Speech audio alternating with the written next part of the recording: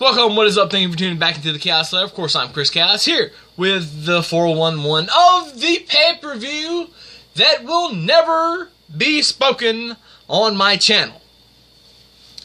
Moving on.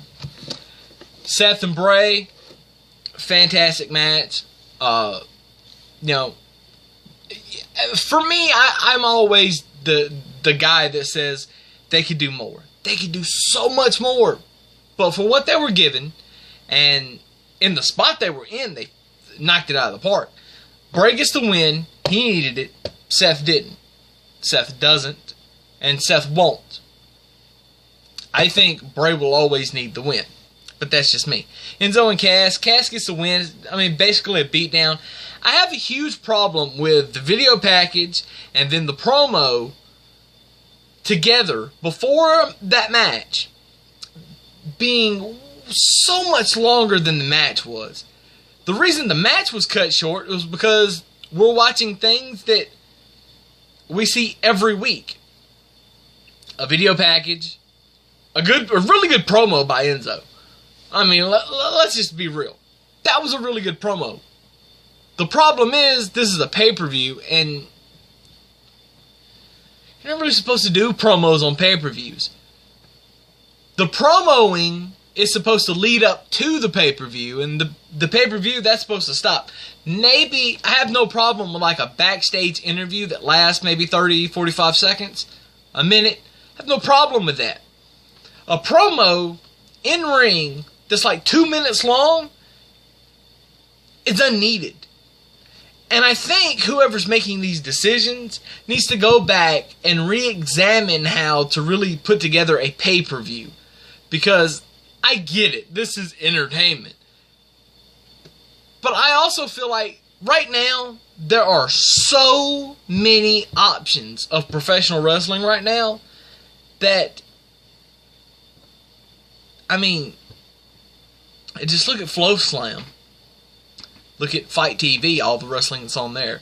I mean, what's on YouTube? I mean, there's so many different options of different things that you can watch.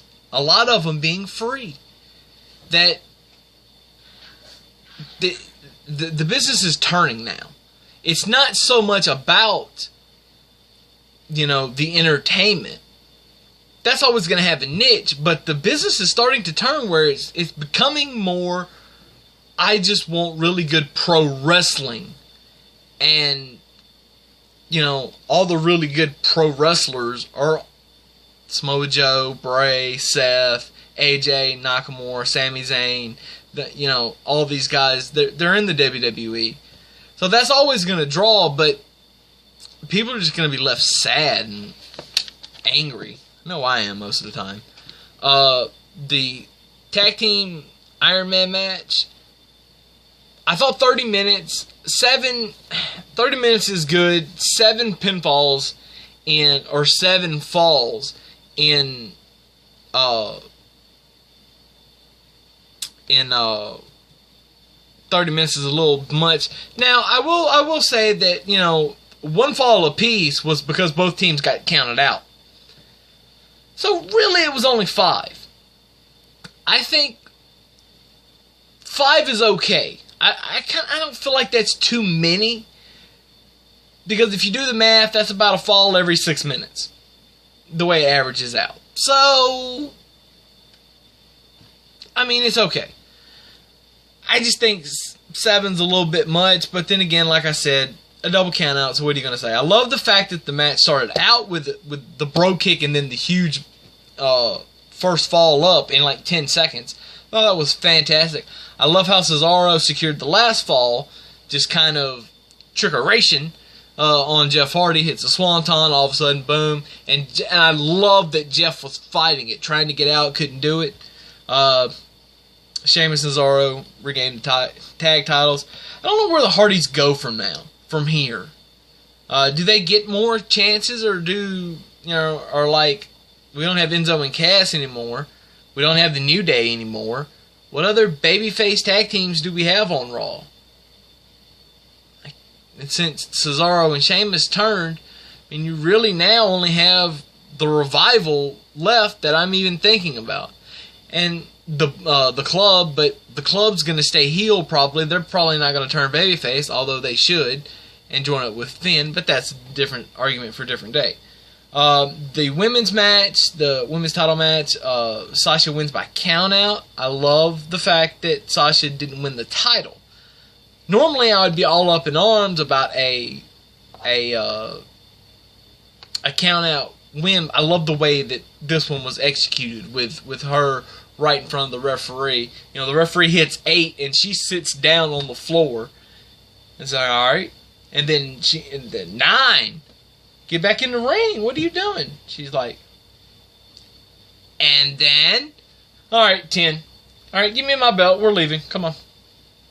So, it's different. It's not a grab the belt, run out while the referee's counting. And then the beatdown, the post-match beatdown afterwards was too heelish for a babyface, but that's just my outlook on it. A face full of vagina, and I'm just going to leave it at that. The Intercontinental title, The Miz and Dean Ambrose, look, these guys could wrestle each other blindfolded because they've done it for so long now, so many times, basically, that they just can, bump and move, and it all just flows. It's like, because they've done it so much, it's like a crisp work of art that just, you can just examine, and like, that's how a match should flow. That's how a wrestling match would flow. Even with all these other elements outside the ring, that's how a match should flow. And The Miz wins, of course, and remains. And then I had to watch Raw Talk just because, even though I hate one of the hosts. I love the interaction between The Miz and Renee. It's just, The Miz loves to gloat. And one day the tables are going to get turned. But as far as this story goes, I hope it's done. Let's bury it and move on. The ambulance match, Braun getting the win over Roman. Great finish. Roman going for the spear, and whoop! I'm out of the way. You're in the ambulance. I'm shutting the door. Boom. Roman, I love when WWE plays camera tricks. I love it from an entertainment value. I love it. Because it's so obvious what they're doing. I mean, some people go, oh my God. I'm like, it's so obvious how this went. Because, of course, when the ambulance goes into the semi-truck trailer, you never see this side of the ambulance. You only, after the initial thing and Roman gets out and goes around, you never see that driver's side again. You only see the passenger side. It's camera tricks. It's fun to see. My big problem is throwing Heath Slater and Kurt Hawkins out for just nothing. Like, Kurt Hawkins' music hit, and I thought, what the hell is going on? And then Heath comes out, and then they're still taping up their wrists as they're going down. And I don't think Hawkins ever got his kick pad.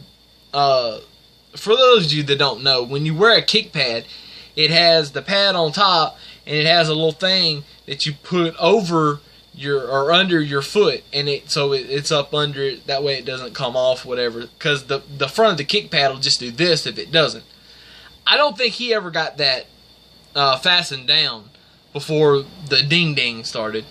And then so we have, eventually, because the ambulance was like right there anyway, there is a split shot of the TV, so you have the match here, you have what's going on backstage here, and then eventually this right here goes away, and this becomes what you see, and then it's not 10 seconds after that, they must have told the ref, go home, schoolboy probably, because I don't know how it ended, I didn't look it up.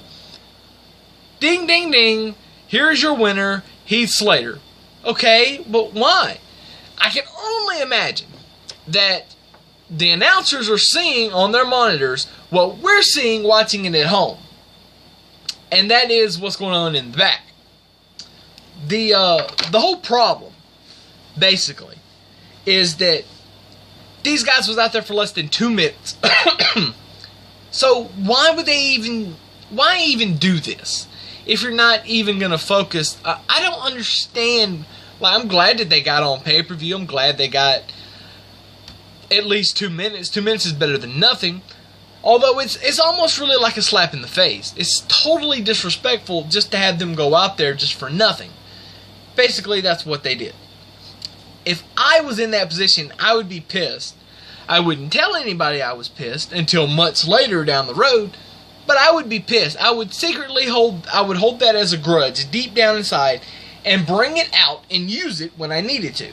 And I think that's probably what will happen. Now, as far as the way Braun looked, he looked all cut up. It was really funny. And then Samoa Joe and Brock Lesnar for the big red belt. I love the pre-match beatdown. I would love, because I think they've been doing this too much here lately, is they'll have a pre-match beatdown, and then the other guy will get back in the ring, and he'll say, and the ref, do you want to continue? Yes, start the match. Why don't, because this used to happen back in the day, a guy attacks another guy, ding, ding, ding, we're starting the match right here. That doesn't happen anymore in WWE. I don't know about everywhere else, because I don't see it anywhere else. Well, I think I saw it in Ring of Honor not too long ago, but maybe I'm mistaken. Nah, I don't know. But the spot through the table was good. Uranagi through the table. Brock gets up, gets back in the ring. He's in the submission, and then all of a sudden he's fading, and then he flips a switch. He picks him up, and he gives him the F5. Match over.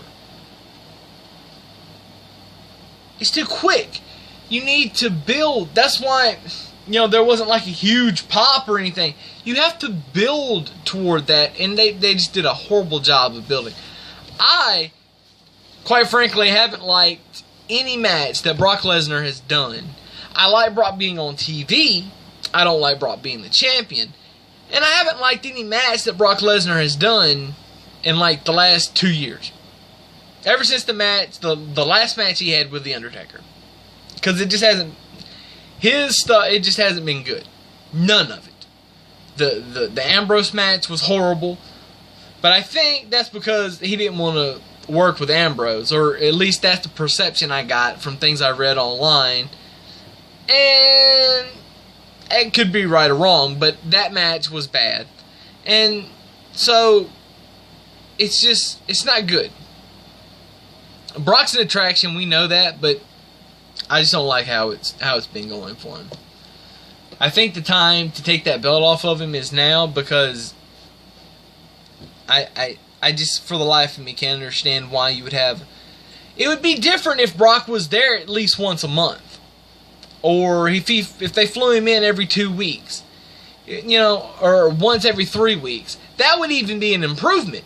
Because you don't have to have the champion on to have a feud for the title. You don't. I mean, back in the day, Hulk Hogan was the champion, and he was hardly ever on like Superstars, or they would, maybe he would never wrestle, or very hardly ever would they ever show him wrestling on like Superstars or whatever, Worldwide or what. I think that was WCW. But anyway, these little shows or whatever. And then when they started Raw, he was hardly ever on Raw. But then again, he made his comeback right before WrestleMania, and then he won the title, and it wasn't that long after he left. Anyway, you don't have to have the champion on every show to get to book this, like you would have booked this if John Cena was the champion and he was there every week, or like Randy Orton or Jinder. Jinder doesn't need to be on the show every week. I fully agree with that. He should be on every pay-per-view. I think Brock needs to be on every pay-per-view, and there should be a match for the title every pay-per-view. But regardless, I'm getting into things that maybe we just need to talk about later. So, without further ado, that's all I have. Thanks for watching. Thank you for subscribing if you have subscribed. If you haven't, please. And I will see you guys tomorrow night for the 4114 Monday Night Raw. I will also be live tweeting at The Answer Chaos tomorrow night. So, until later, deuces. As always, Chaos out.